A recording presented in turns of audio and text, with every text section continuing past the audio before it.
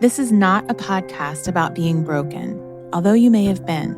This is a podcast about strength for women who find themselves in difficult relationships, including that sometimes difficult one with yourself. We'll look at your relationship through a lens of psychology, faith, and a little dash of my own kind of feminism. We're not fixing them, we're fixing you, and that changes everything. Welcome to Stronger in the Difficult Places. Save yourself, heal your relationships. Listen in. Hey, welcome. I'm your host, Dr. Zoe, and today I'm going to give you some hope for your estranged family relationships. I'm glad you're here. But first, as I do every week, I'm going to tell you my win and my fail for the week. My fail is that my son said I wasn't a good writer and I got my feelings hurt.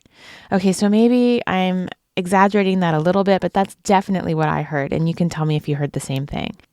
So my son's applying to college, and right now he's applying to fly-in programs, which are kind of like a little step in the door to getting into certain colleges. And there was an essay that he had to write. So I said, Sage, let me see the essay. I know he's been working on it. I wanted to review it and help him with it. And I've been kind of bugging him about showing me this essay for a little while. And finally, it's almost time to turn in his essay. I haven't seen it, and I asked him about it, and his response was, Mom, I'm good. I have better writers than you checking my essay. I was like, huh? What? And he listed off the two people that he had looking at his essay, and he's like, they're better writers than you are, so why do I need you to help me? I'm good. So my feelings got so hurt. First of all, he's my son. Of course I want to check his essay. And the fact that he doesn't seem to need me to do it, okay, that hurt on a mom level. And then number two, my ego. Wow. Did you just say I wasn't a good writer? Did you just say all these other people are better writers than I am? So in steps my ego, which was inflating with anger.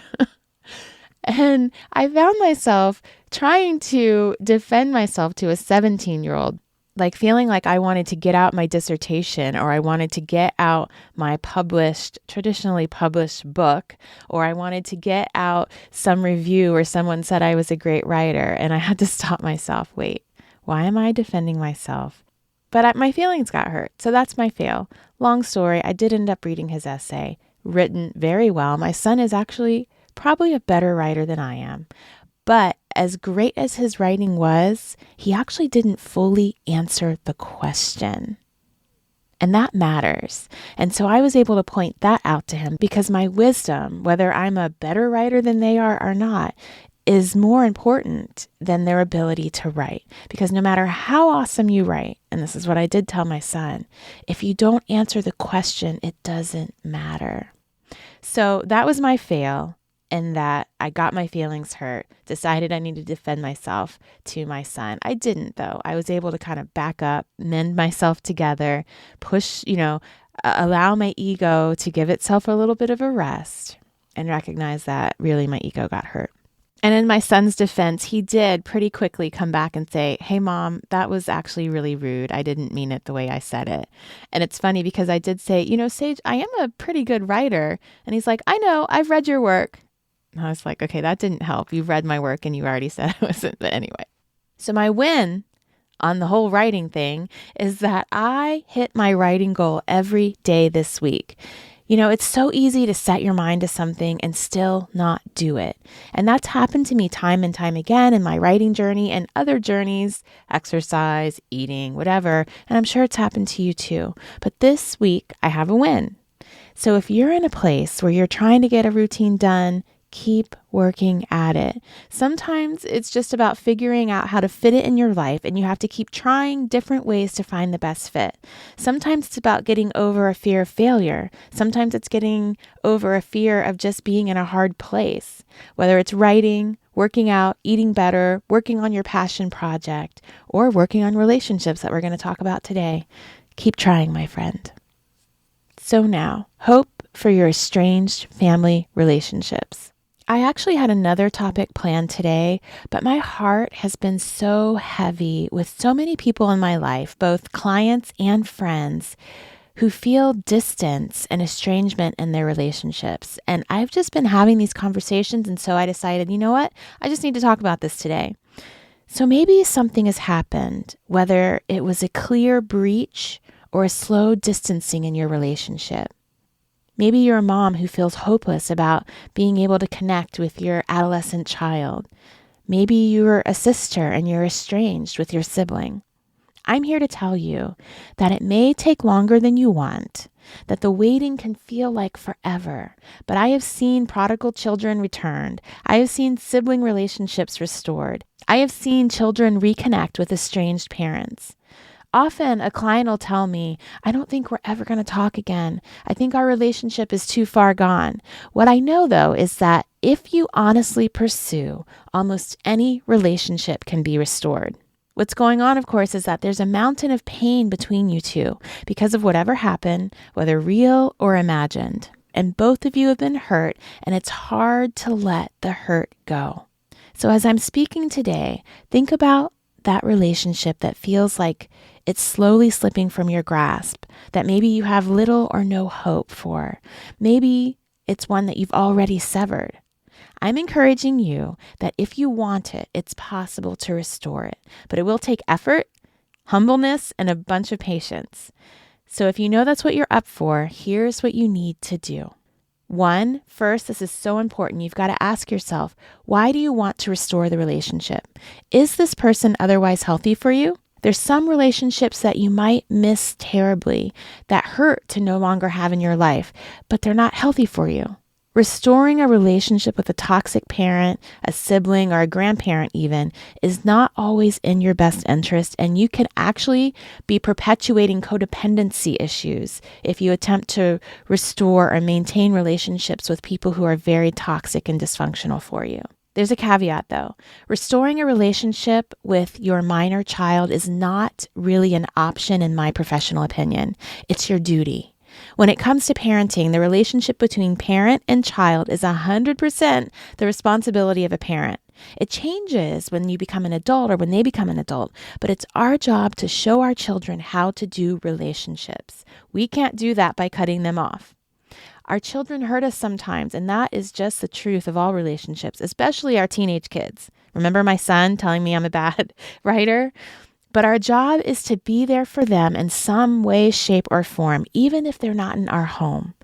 This might take therapy, it might take a third person, but it needs to happen. I also think that parents should always seek to reconcile with adult children, but certainly there are cases where this is unhealthy as well.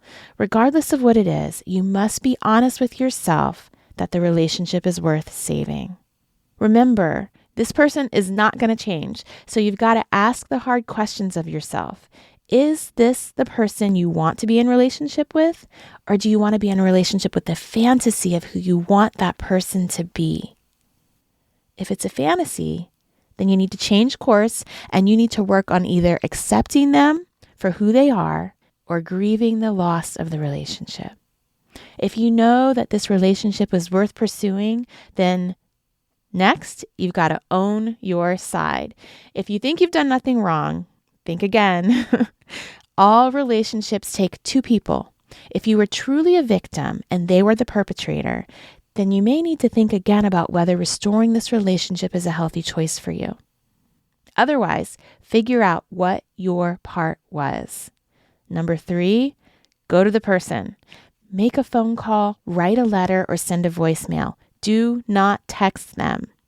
Too many things get misconstrued with the text message, and it's way too easy to ignore and not respond to, and then that just creates another small tear in your already, fragile relationship. Make your wish to restore the relationship known. Let them know, I want to be in relationship with you. I miss you. Can we try again? Make sure you identify first what you did wrong and apologize. This doesn't mean that they did nothing wrong, but you've got to own you. Their responsibility is theirs. 4, do not expect to be greeted with open arms. There's hurt there. That's real. People feel they need to protect themselves when they've been hurt. So you've got to acknowledge that. I know you've been hurt. I've been hurt too, right? Let's acknowledge that hurt. And let's see if we can find a place to move forward. You've got to understand that, and you've got to give them grace. Everybody deals with their hurt, pain, grief differently. So what you can't do is tell them what they need to do with theirs, or how long it needs to take, or how hurt they've been. That's for them to own. You own yours. And the waiting is the hard part, my friend. I've had clients in my practice who are trying to restore a relationship, and they'll say, this isn't going to work. They'll never speak to me again. I've lost them. And I sit with them, sometimes for months or a year or two, and I tell them, stay consistent. You're building up trust. I know it's hard to feel rejected time and time again. They will come back. And how can I say that with confidence? Because I understand psychology and relationships. I understand that if you stay consistent, not needy, not pushing them, but consistent and present and available, and make your place known, the psychology of people is that they will come back. See, humans want to be in connection with each other. We want to be in connection with our family. It's just that misunderstandings, pain, hurt gets in the way of that. But when there's an opportunity to heal, our nature is to want to be in relationship. And when you are praying and you are seeking God and you are asking for Him to help restore the relationship, how do you keep the faith when you feel like God isn't showing up in your family? God isn't showing up for you in your relationships. You might have prayed and you've asked God for restoration, and you feel like He is just not showing up for you. Your child is as angry as ever. Your sister is ignoring your attempts. You know, sometimes going through difficult times strengthens our belief in God, and sometimes it makes us struggle with unbelief. You might feel like God doesn't see you. He doesn't care about your deepest desires and wants, but He does. He made the structure of relationships, and He is there even when we can't see Him, even when it feels like we're struggling alone. Remember, God desires us to be happy, but even more than that, He desires us to be healthy and functional, both spiritually and humanly, right, in our relationships. And that doesn't always happen without some pain, some intent. So my friend, if you need a little bit of encouragement today and you're feeling a bit weary, I'm here to give that to you. Don't give up. You can do this. The Bible says, do not grow weary in doing good, for at the proper time we will reap a harvest if we don't give up. I have that written down. I don't know if I've told you guys before, but since I was young, I used to write down quotes that really kind of spoke to me, and I would put them up, paste them all over my walls in my bedroom. I don't do it in my bedroom now, but I do have a closet where I have quotes put up. I do sometimes put quotes and put them on my mirror just to remind myself. And this is one of them. Do not grow weary in doing good, for at the proper time we will reap a harvest if we don't give up. Now, this does not mean that we are doormats, friends. This means we stay consistent. There's a difference between pursuing a relationship with health and allowing someone to abuse you.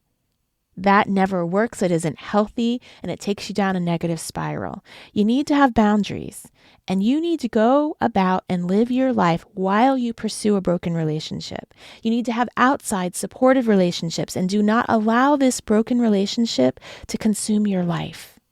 If you're looking for this relationship to validate you, to give you some exoneration or release your guilt, stop. That's a do-it-yourself job. You have already been forgiven. You've got to do your own work, because no relationship can give that to you. That puts too heavy a burden on an already precarious place to expect this relationship to give you anything but companionship and connection. You've got to give the rest to yourself. I'm going to repeat again. You have been forgiven. You are valid and you are worthy, regardless of this relationship. You can release any guilt involved, my friend.